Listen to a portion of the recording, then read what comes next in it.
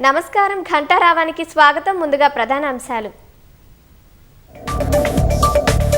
ఉపరితల ఆవర్తనం ప్రభావంతో రాష్ట్ర వ్యాప్తంగా వర్షాలు. అత్యధికంగా మెదక్లో 17.6 సెంటీమీటర్ల వర్షపాతం నమోదు.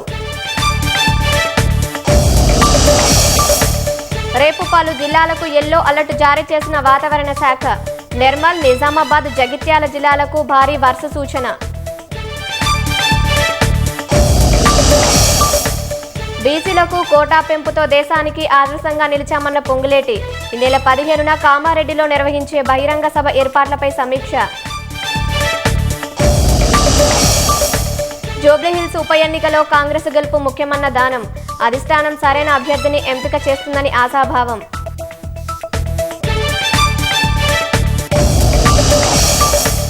నేపాల్ ఖైదీలు భారత్లోకి చొరబడకుండా సైన్యం అప్రమత్తం.